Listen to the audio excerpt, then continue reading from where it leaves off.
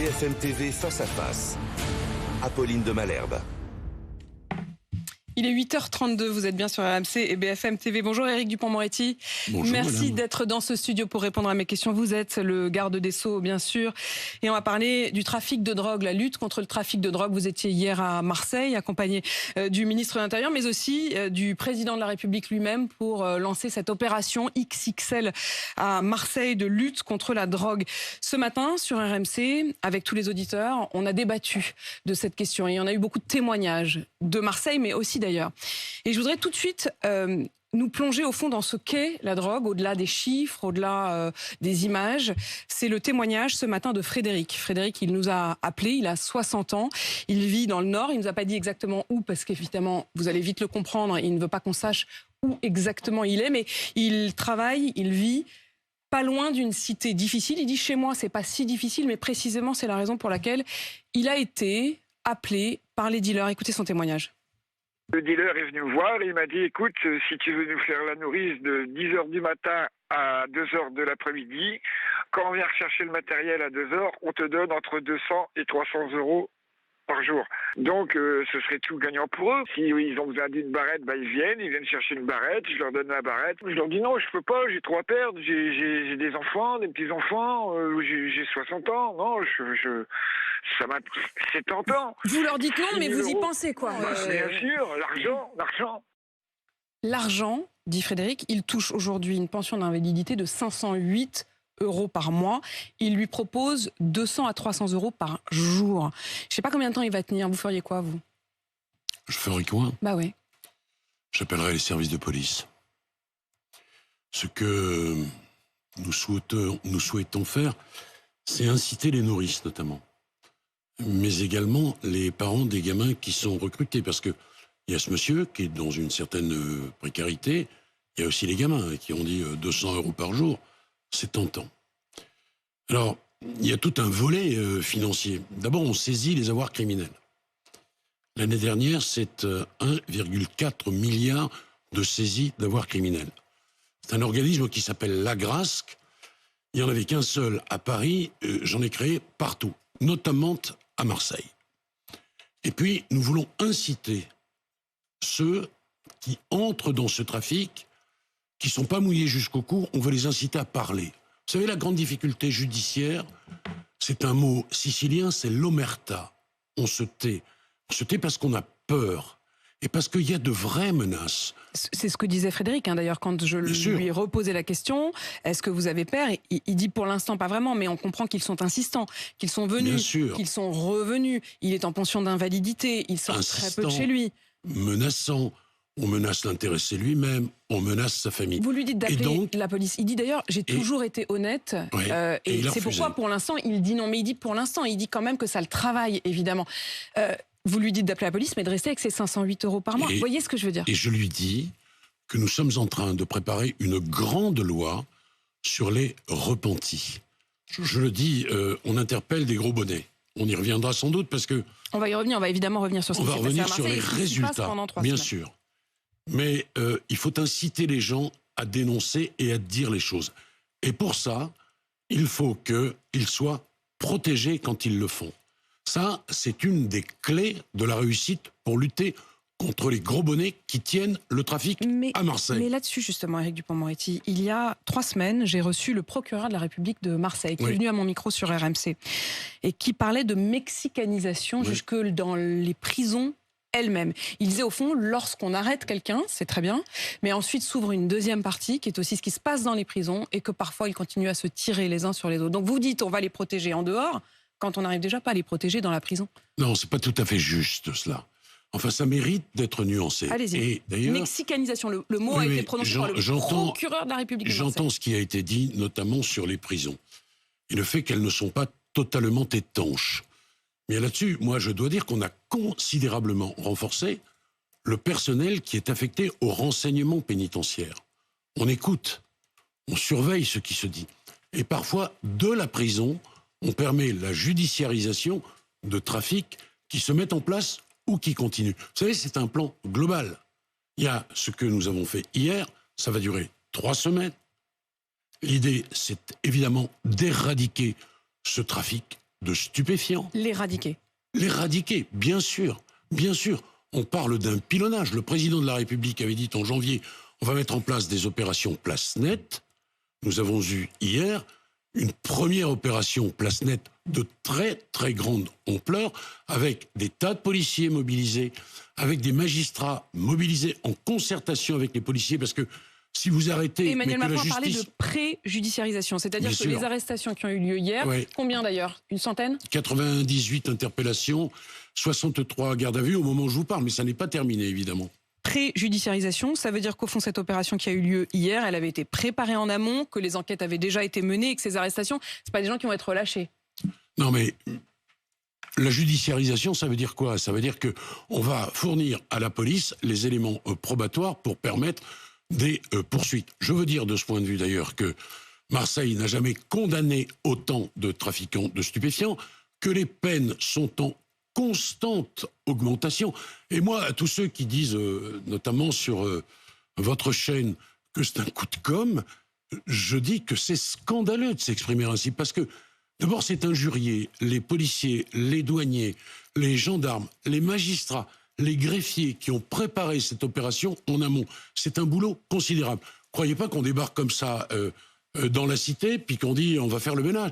Pas comme ça que ça se passe. Il y a évidemment des gens qui ont été écoutés.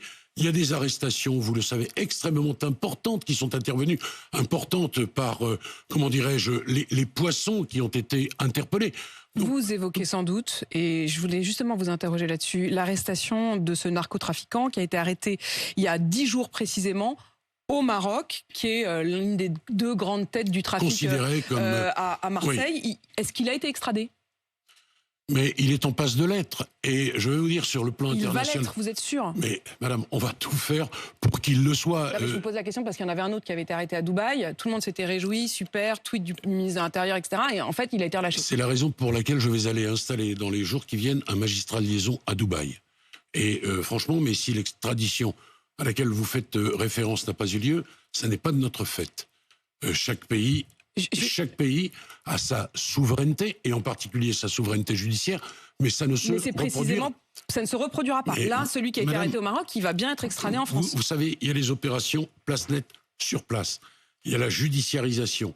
Il y a la loi sur les repentis en préparation. Il y a une mobilisation des magistrats, des greffiers. Avant l'arrivée du président de la République, je suis allé au tribunal judiciaire de Marseille pour faire le point.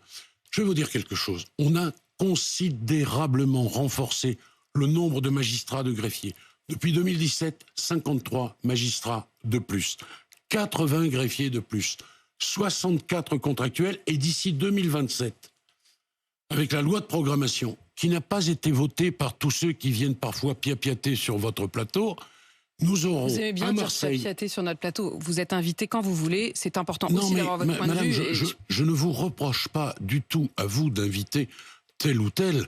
Je dis que ceux qui viennent se plaindre, c'est blablabla, blabla, et quand par exemple il faut voter une loi de programmation justice pour renforcer les effectifs, il n'y a plus personne au balcon. Est-ce que vous pensez voilà au RN? Parce dis. que Marine Le Pen, ce matin, elle a dit ça exactement à propos de ce qui s'est passé à Marseille hier. Elle dénonce un énième coup de com', l'expression que vous mentionniez à l'instant. Énième coup de com' d'Emmanuel Macron à Marseille. Mobiliser 3 000 à 4 000 policiers et gendarmes pour récupérer 4 armes, 98 munitions et 8 kilos de cannabis. On ne va pas aller loin.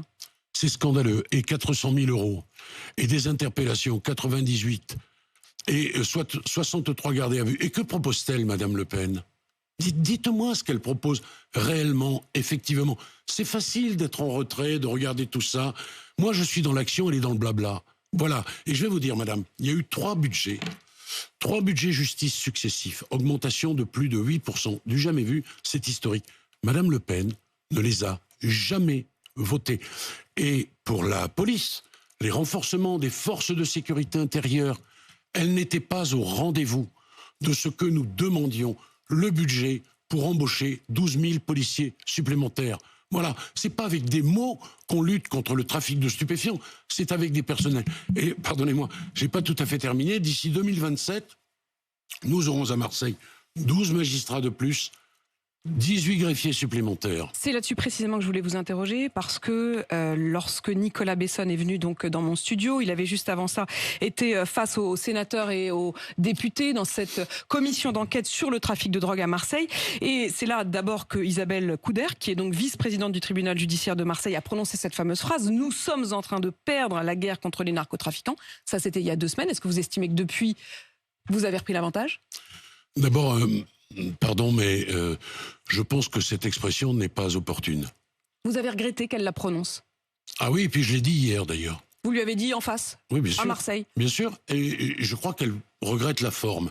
Et je dois dire que dans ma rencontre avec les magistrats... Enfin, elle l'a pas dit pour faire de la peine, ou mais pas, parce que j'imagine d'accord. qu'elle constate qu'on est en train Vous de la avez perdre. ce propos, Madame de Malherbe, qui est un propos malheureux, et vous avez ce que j'ai entendu hier, une mobilisation sans faille de magistrats qui disent: mais nous, on est tout à fait prêts, on est là, on est partant. Puis moi, je ne veux pas de discours de défaitisme. C'est comme ceux qui expriment de temps en temps l'idée que on ne pourra pas réduire les délais de justice. Vous savez que c'est un de mes dadas. Bon, et puis il y a un autre discours, un contre-discours qui consiste à dire que compte tenu de la façon dont nous avons doté la justice de ce pays, comme elle ne l'a jamais été, il faut aller de l'avant et réduire les délais. Mais précisément sur la réduction des délais, c'est très important cette question, parce que Éric Dupond-Moretti, encore une fois, c'est un peu comme quand on dit un tel a été arrêté, puis qu'en fait on se rend compte que finalement il n'est pas forcément jugé derrière. Là, il y a eu beaucoup d'arrestations, vous avez raison, et tout le monde le constate, beaucoup plus d'arrestations ces derniers mois qu'il n'y en avait eu par le passé à Marseille. Sauf que parfois c'est embouteillé. Et c'est ce que disait Nicolas Besson, le procureur de la ville de Marseille, à mon micro sur RMC. Il appelait au renfort des moyens de justice pour une raison juridique. C'est qu'au fond, si il y a ces arrestations, mais que dans un temps, dans un délai juridique valable, ils ne sont pas jugés, on est obligé de les relâcher. Et donc ce que disait le procureur de la justice, le procureur de la ville de Marseille, il disait: si nous ne renforçons pas la capacité de jugement au niveau de la cour d'appel et de la cour d'assises des Bouches-du-Rhône, nous risquons inéluctablement d'avoir des remises en liberté pour non-respect des délais procéduraux. Quel comble! Alors d'abord, ça n'est pas arrivé, et deuxièmement, et ça faisait l'objet d'ailleurs de cette rencontre avec les magistrats et notamment les magistrats du parquet, il y a des renforts supplémentaires. Mais comment on fait pour réduire ces délais ? Au moment où on se parle, il n'y a pas de risque. Mais non. Il n'y a pas de risque que ces gens arrêtés soient libérés pour des non. Et non seulement il n'y a pas de risque, mais il y a un enthousiasme très fort de la part des magistrats qui ont envie de réussir ces opérations. Je vais vous dire, il y a 3 leviers pour réduire les délais. Le premier, c'est les personnels supplémentaires, et encore... je le répète, certains de ceux qui blablatent et qui critiquent, mais au fond, quand on est dans l'opposition, on a ce droit de critiquer, n'ont pas voté les budgets, premièrement. Deuxièmement, le numérique, qui permet d'aller plus vite. Et troisièmement, madame, c'est très important, les simplifications de la procédure, et notamment de la procédure pénale, c'est en cours. Donc voilà un plan général. C'est la lettre de mission que j'ai reçue du président de la République. Il faut qu'on aille plus vite, il faut qu'on soit meilleur, et surtout, pas de discours de défaitisme. Parce que quand on dit qu'on peut perdre une guerre, je veux dire, on la perd.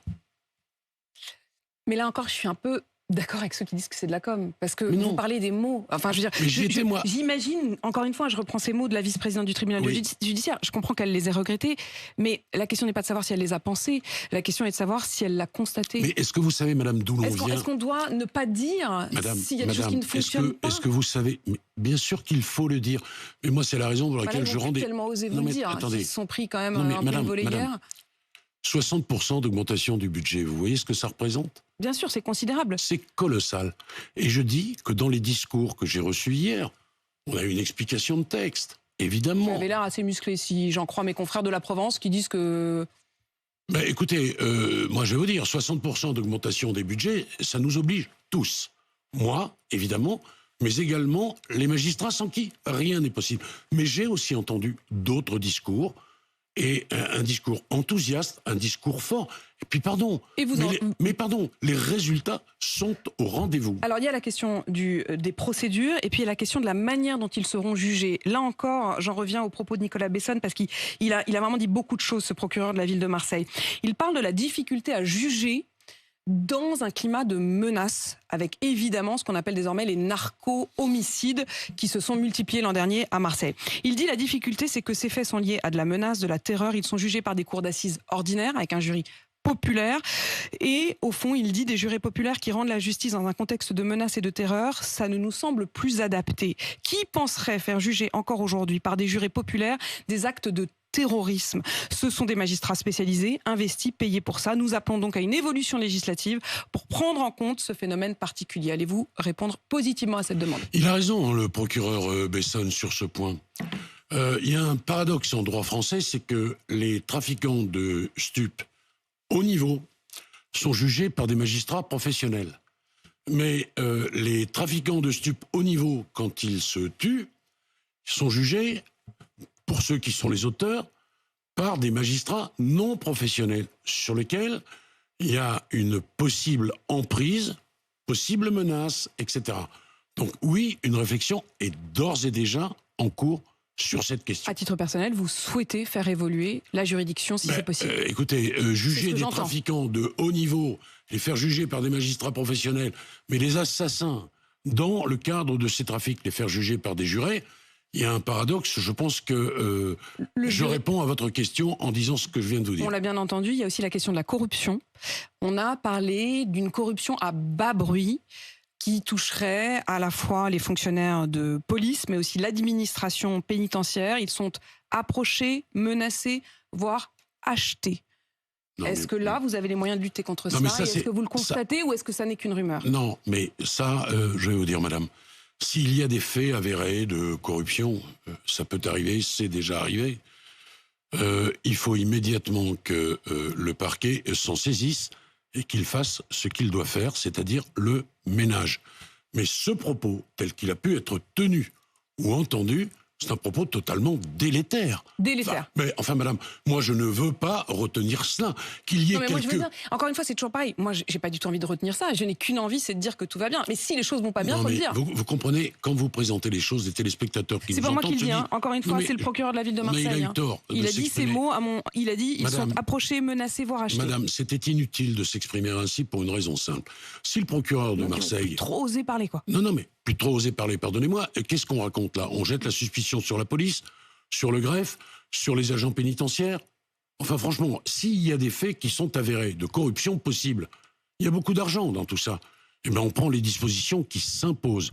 Mais on ne jette pas la suspicion sur l'ensemble de ces corps. D'ailleurs, je vais vous dire que le procureur général n'a pas soutenu ces propos. Je tiens quand même à vous le dire.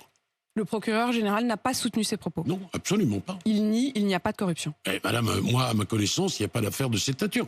Et s'il devait y en avoir une, mais allons-y, hardi petit, et faisons le ménage. Il n'y a pas plus de difficulté que ça. Mais laisser supposer que tout serait gangréné par la corruption, c'est pas vrai. Ça n'est pas juste. Et c'est offensant à l'égard de tous ceux, policiers, gendarmes, douaniers, magistrats, greffiers, qui bossent au jour le jour dans le but d'éradiquer le trafic de stupéfiants. Je pense que c'est ça qu'il faut retenir. Et qu'il y ait quelques exceptions, j'en accepte l'augure, mais alors il faut que l'on prenne les mesures qui s'imposent, et c'est le rôle du procureur de la République. Éric Dupond-Moretti, la sœur de Samuel Paty, a demandé hier à l'État de reconnaître sa responsabilité dans la mort de son frère. Elle estime que les menaces qui pesaient sur Samuel Paty n'ont pas été suffisamment prises en compte, qu'il y a une forme de responsabilité. Qu'est-ce que vous lui répondez et est-ce que l'État acceptera d'être en quelque sorte jugé? Madame, je ne réponds rien, je suis garde des Sceaux, je vous ai déjà fait cette réponse à plusieurs reprises. Je ne peux pas commenter une affaire qui est une affaire en cours. Cette dame peut saisir l'agent judiciaire de l'État en responsabilité, j'entends. Nous verrons ce que la justice dira. Vous me permettez de revenir 2 petites secondes en arrière, non pas que ce sujet-là ne soit pas un sujet important, mais je veux dire que le trafic de stupes, c'est l'affaire de tout le monde. C'est pas que l'affaire des policiers, des douaniers, des gendarmes, des magistrats, des greffiers. On l'a entendu avec le témoignage de Frédéric, c'est l'affaire de tout le monde. Ce que je veux vous dire, madame, c'est que celui qui fume son petit pétard le samedi, ce pétard-là, vous voyez, il a le goût du sang séché sur le trottoir. C'est 50 homicides volontaires. Je voudrais qu'on remette tout ça dans le bon ordre. Hein.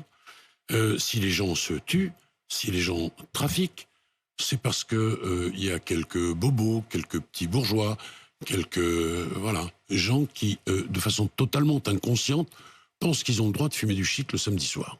Ça, je veux le redire ici, c'est l'affaire de tout le monde. Est-ce que vous allez vraiment condamner ceux qui consomment? Madame, il y a les AFD qui fonctionnent bien. Hein, vous savez ce que c'est. Ça a été d'ailleurs bien critiqué. Ce sont les amendes forfaitaires délictuelles. On n'en a jamais délivré autant. Et puis, disons-le quand même, à des fins prophylactiques, le shit d'aujourd'hui, c'est pas le shit de 68. Il est 10 fois plus puissant en teneur THC et il génère des schizophrénies. Je le dis aussi parce qu'il y a un impératif de santé publique. Une responsabilité et un danger. Oui, c'est l'affaire de tout le monde. Éric Dupond-Moretti, merci d'avoir répondu à mes questions ce matin. Je rappelle que vous êtes évidemment le ministre de la Justice. Il est 8h52 sur RMC BFM TV.